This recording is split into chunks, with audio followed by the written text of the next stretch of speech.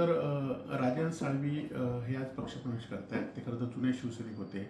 मी पण त्यांच्याशी बोललो की तुम्ही शिवसेनेतच राहा. आज जरी वेळ हे असली तरी योग्य वेळी पुन्हा आपली वेळ येईल. पुन्हा आपण कार्यकर्त्यांना उभं करूया. तुमच्यासारखे कार्यकर्ते फक्त सत्ता आणि पदेसाठी कधी नव्हते आणि यापुढे नसणार याची आमची खात्री आहे. परंतु त्यांनी सांगितलं की पक्षातल्या लोकांचाच माझ्यावर विश्वास नाही. मी विधान परिषदेला मतदानच केलं नाही असं पक्षातल्या काही लोकांचं म्हणणं आहे आणि त्यांच्या भूमिका वरिष्ठांनी ऐकल्या आहेत. त्याबाबत काय निर्णय झाला याची मला माहिती नाही. परंतु राजन साळवी पक्षामध्ये राहिले पाहिजे होते. आता गेले तर तो त्यांचा प्रश्न आहे. परंतु मी मात्र शिवसेनेबरोबर उद्धव बाळासाहेब ठाकरेंबरोबर सामान्य शिवसेनेबरोबर राहणार आहे. नाही, ते आता हे राजकीय त्यांचे प्रश्न आहेत. शेवटी त्यांच्या पक्षाची भूमिका ते ठरवू शकतात आणि त्यामुळे त्याच्याबद्दल मला काय बोलायचं. आपल्या कुडाळतील नगरसेवकांनी तसेच बहुसंख्य कार्यकर्त्यांनी भाजपमध्ये प्रवेश केलेला आहे, काय सांगाल त्याबद्दल? कुडाळचे नगरसेवक हे शिवसेनेचे सामान्य कुटुंबातले नगरसेवक शिवसेने निवडून देण्याचं आणि तिथल्या कुडाळतल्या जनतेने निवडून देण्याचं काम केलं होतं. परंतु सत्ताधारी पक्षाकडनं लाखो रुपयाची आमिष या नगरसेवकांना देण्यात आली आणि ती पूर्ण पण करण्यात आली.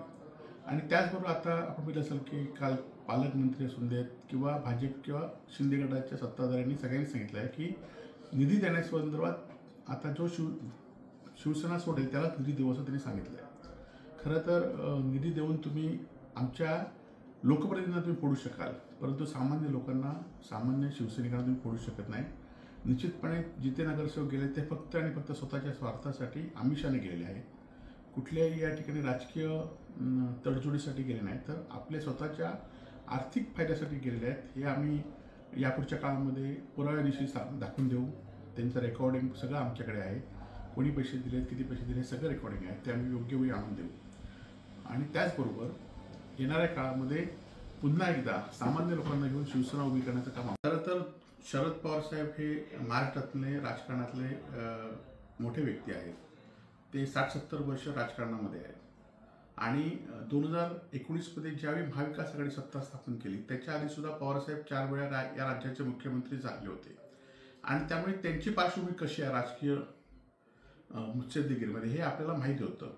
आणि त्यामुळे 2019मध्ये युती करताना महाविकास आघाडी करताना या सगळ्या गोष्टीचा विचार केला पाहिजे होता. आणि आता मात्र महाविकास आघाडीचा पराभव झाल्यानंतर पवारसाहेब जर सत्ताधारीकडे सत्कार स्वीकार असतील किंवा त्यांना सत्कार देत असतील तर आता बोलून काय उपयोग नाही. तर हे 2019मध्ये ह्या सगळ्या गोष्टीचा विचार केला पाहिजे होता आणि मग हा निर्णय घेतला पाहिजे होता महाविकास आघाडीचा.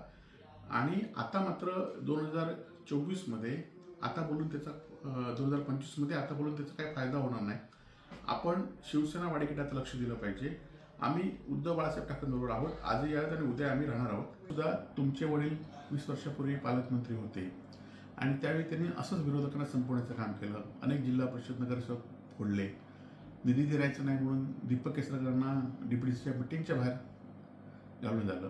परंतु ही उन्मतगिरी जास्त काळ सिंधुदुर्ग जिल्ह्यात टिकत नाही वस्तुस्थिती आहे आणि त्यामुळे किती उन्मतगिरी केला तरी जिल्ह्यातील जनता जास्त काळ टिकू देणार नाही अशी आमची खात्री आहे.